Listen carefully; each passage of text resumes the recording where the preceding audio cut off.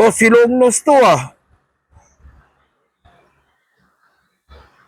Oh, welcome to my YouTube channel. Subscribe na kayo.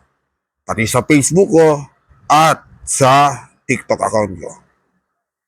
Pag-usapan natin to. Itong nangyayari sa Senado.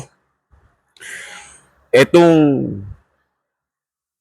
the DDS senators. The DDS senators na puro kahihiyan ang ginagawa sa ating bansa at sa ating gobyerno. Unahin natin to. Sino ang leader ngayon? Senate President ngayon. Diba? Si Senator Cayetano, Alan Cayetano. Senator Alan Cayetano. Lahat ng kaguluhan na to nangyari under your leadership. Diba? Nakakahiya. Nakakahiya. Bakit? Nagbigay ka ng protective custody kay Senator Bato. Pinaganda lang yung salita eh. Pero ang totoo niyan, ito magandang term dyan, nagtago ka ng pugante. Nagtatago ang Senado ng pugante. After nyan, anong nangyari? Diba? Pinatakas naman ngayon si Bato. After ng mga eksena, gimmick na putukan, kunya-kunyaring putukan, after that, nakatakas na si Bato. Huwag mo sabing hindi mo alam yan. Huwag mo sabing hindi mo alam yan. Diba? Nakakahiya. Alam mo, kayong Cayetano siblings, kung nabubuhay ang tatay nyo, baka napagsasampal na kayong dalawa. Ang tatay nyo napakahusay, napaka-straight ang tatay ninyo. Ngayon, kung nabubuhay ang tatay nyo, Cayetano siblings, baka nabugbog na kayong dalawa. Kasi, mali, parang mali yung landas na tinatak at pinaglalaban nyo. Huwag masyadong gahaman sa kapangyarihan. Hindi ganyan ang tatay ninyo. Napakabait at napakagaling na senador yon. Kayong dalawa, baguhin yung sarili ninyo. Mahiya kayo. Huwag niyong paglaruan ang Senado, huwag niyong paglaruan ang batas, huwag niyong gawing tanga o bobo ang mga Pilipino. Pangalawa, eto si Senator Bato. Tinan mo? Sarap mong tuktukan. Yung ulo mong kalbo. Sarap mong tuktukan. Diba? Almost 7 months o 6 months. Hindi pumasok. Ngayon, nagpakita ka kasi inamin mo may kuditang mangyayari at ang pang-aagaw sa liderato ng Senate. Kaya pumasok para bumoto. Diba? Kasi sasabihin mo, ngayon, wala ka na ngayon dyan uli sa Senado kasi alam mong anytime aarestuhin ka talaga dyan. Anytime aarestuhin ka dyan. Ngayon wala ka na uli dyan. Sa mga susunod na araw, papasok ka ba? So, absent na naman. Ilang buwan na naman yan na a-absent. Sweldo na naman, dare-diretso ang sweldo. Ang kapal ng mukha mo, Senator Bato. Napakakapal ng mukha mo. Harapin mo ang iyong kaso. Huwag kang duwag. Nakakaya pinagagawa mo sa Senado. Binigyan mo ng kahihiyan ang gobyerno. Kitang-kita sa international news ang paktakbong ginawa mo. Only in the Philippines, Senador Bato. Di ba? Nakakaya yung mga pinagagawa mo. Ha? Ito pa isa. Robin Padilla, Robin Hood, Senator Robin Hood. Aba, napakalaki mong, napakalaki mong bobo. Dapat kasuhan ka ng obstruction of justice. Ha? Huwag mo sabihin, hindi mo na naman alam yung nangyayari kay Bato. At hindi mo alam kung nasaan si Bato. Ha? Dapat kasuhan ka ng obstruction of justice. Senator Robin Hood, na kaya mga pinagagawa mo dyan sa Senado.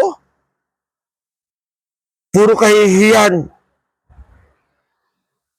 Binoto ka ng maraming Pilipino at pinagmamalaki mo, top 1 ka. Ha? Top 1 ka kamo. Pero ano pinagagawa mo? Hindi ka naging senador ng mga mamamayang Pilipino. Senador ka ng iisang tao. Sino? Alam mo na kung sino yun. Kasi ikaw mismo sa bubig mo, nanggaling, sa bunganga mo nanggaling. Kahit sunugin nyo pa ako, mangangamoy Duterte ako. Diba? Yun lang doon ka lang naging senador. Tapos ngayon, yan. Obstruction of justice ang ginagawa mo. Alam mo ba yung mga pinagagawa mo? Sabihin mo, hindi mo na naman alam yan. Ang galing ng plano ng ng DDS senators. From the start ng panigurado, nagplano yan. Kung paano nila aagawin ang liderato, gagawin pain si Tangang Bato, diba, pagpapasok para bumoto, at after that, kapag nakuha na yung liderato, diba, eksena, gimmick, putukan, para ma-divert nga naman yung ng mga tao, ng mga media, di ba? Focus do sa nangyaring shootout na sinasabi, ng putukan na yan. Saan na ngayon si Bato? Di ba? Ang galing na eksena. Ang galing ng plano. Planong kriminal. Di ba? Planong kriminal yung ginagawa. Utak kriminal ang mga plano. Nakakaya kayo. Ngayon, nasaan na? Papasok ka ba uli? Bato? Dire-diretso na naman ang sweldo. Kaya naman sa mga government employees na kung saan nagmamadali pumasok kasi ayaw mabawasan ang sweldo, ultimo late. Nababawasan ng sweldo sa late. Ikaw, sarap ng buhay na naman. Ito pa, isa pa. Senator Amy Marcos. Ikaw ba yung Marcos talaga? Para namang nakakaya na yung mga pinagagawa mo. Nakakaya pinagagawa mo sa bansa, sa gobyerno, at sa pamilya mo. Naturingan na ang kapatid mo, ang nakababata mong kapatid na si Bongbong Marcos ay napakahusay na presidente. Pero sino ang number 1 na sumisira sa pagiging presidente ni Bongbong Marcos? Ikaw ang number 1 na sumisira. Kaya mga pinagagawa mo sa bansa, sa gobyerno, sa mga mayang Pilipino, at higit sa lahat, sa pamilya mo. Magkaroon ka naman ng hiya sa pamilya mo. Senator Amy Marcos. Sino pa? Senator Joel Villanueva. Diba? May kaso yun sa sa flood control. Ginagamit mo ang relihiyon. Ang bait-bait mo, hindi, Jesus. Huwag mo babanggitin ang pangalan ng Jesus. Kung ikaw at alam mo sa sarili mo na meron kang anomalyahang ginagawa, huwag mo gamitin ang relihiyon sa mo, sa ginagawa mong kapalpakan? Ha? O, sino pa? Sino pa bang mga ano dyan? O, Marcoleta. O, di ba? Ang daming expose sa'yo ni, ano, ni Senator Ping Lacson. Hindi mo masagot. Na, yun na lang sa ano eh. Yung sa eleksyon, sa hindi mo pagde-declare ng mga nagastos mo, yung expenditure mo, doon pa lang, sinungaling ka ng tao ka. O tapos, magbibigay ka ng mga witness sa ano sa flood control kasi Gotesa. Oh, puro script ang ano, di ba? Mali-mali pa. Marcoleta, napakasinungaling mong tao. Oh, ngayon, eto ako. Sino pa nandyan? Sino pa? Sabihin natin, sino pa? Sino pa ang ano? Ang mga DDS senators. Oh. Oh. Diba? Nangyayari kasi yan, sa totoo lang, bakit talagang planado eh.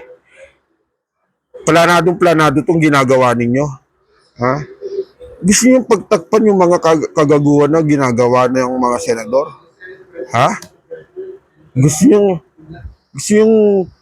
gawing katatawanan ang Pilipinas, ang bansang pinakamamahal natin dahil sa pinapaikot nyo ang batas, pinaglalaroan nyo ang batas, ginagawa nyo tanga ang mga Pilipino. Jinggoy Estrada. Di ba? Hindi ka na nadala sa plunder case mo. Ito na naman, may flood control ka na naman. Sabit ka na naman dyan. Si Chis Escudero. May sabit kayo sa mga flood control. Yan ang mga bumoto para tanggalin si di ba? The 13 senators na bumoto. Yan ang sa atin eh. Bakit ba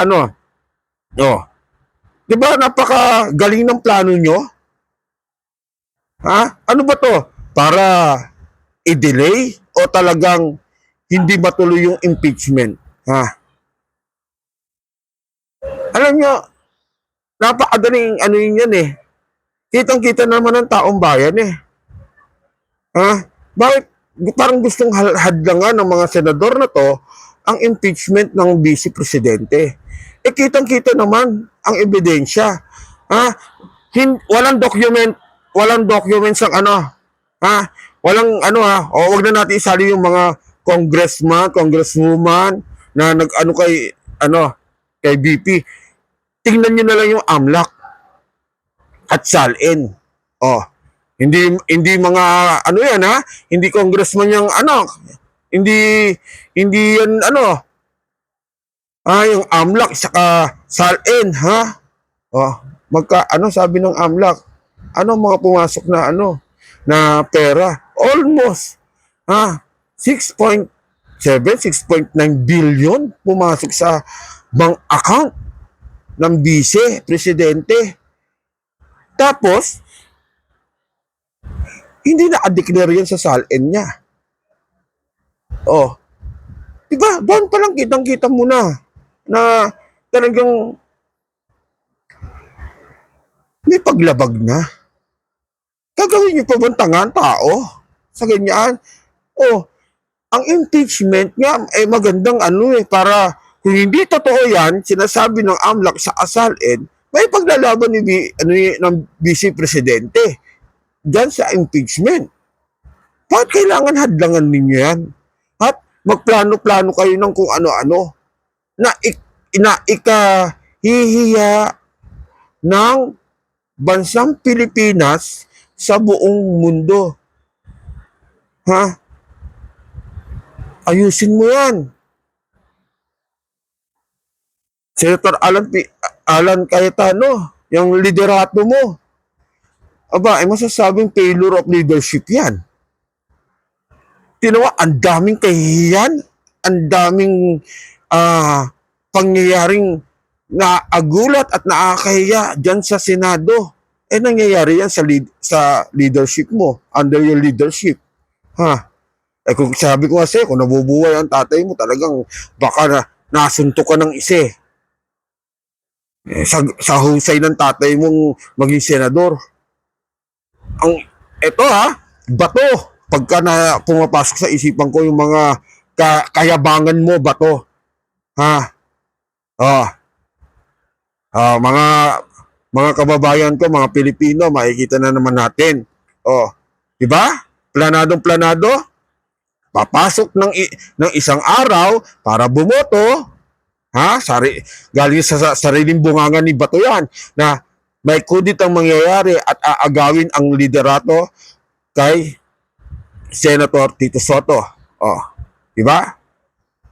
Ang pasok. Siyempre, hindi makakalabas yan basta-basta.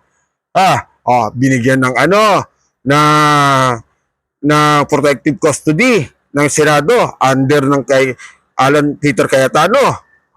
Hindi mahuli ng ng NBI ngayon. Siyempre, hindi naman habang buhay ang na yan, protective custody na yan. At alam ng yan, alam mismo ng mga eksperto pagdating sa Constitution and laws, sa mga batas na wala namang ganyan talagang batas ng mga protective custody ng Senado. Walang ganyan. Miski sa mga barangay, walang ganyan . Miski dito sa mundo namin sa mundo ng mga halimaw, walang protective custody. Sasabihin mong so, as days goes by, eksenang putukan, then, disappear. Na-disappear na si Bato. Saan ngayon natin nahanapin niya si Bato? Alam ni Robin Hood Padilla yan, kung nasaan si Bato. Kaya Robin Hood, kailangan kang umarap sa obstruction of justice. Secretary DILG, Secretary John B. Cremulya, pakitaan mo naman kami ng desisyon tungkol dyan kay Robin Padilla ng obstruction of justice. Paitaan mo naman kami ng desisyong kabitain nyo dyan. Puro yan. Puro panggagago na ginagawa ng mga senador na yan dito sa Pilipinas, sa batas, sa mga tao. Senator John Vic, baka naman po, pwede nang maanuhan yan ng obstruction of justice.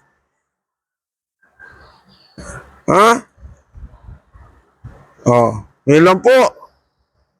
So, 13 senators or DDS senators.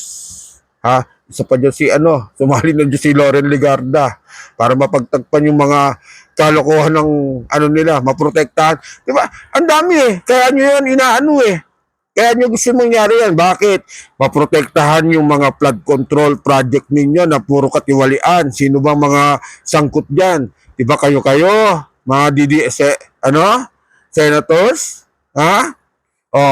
Ano pa? Mga dyan? Yung gahaman sa kapangyarihan. Yung ayaw mawala sa pwesto kasi pagdating sa 2028 election, diba? Nako po, ito sasabihin ko sa inyo, matalino ang mga Pilipino. Matalino ang mga Pilipino. Huwag niyong paikutin, huwag niyong gawing tanga mga Pilipino.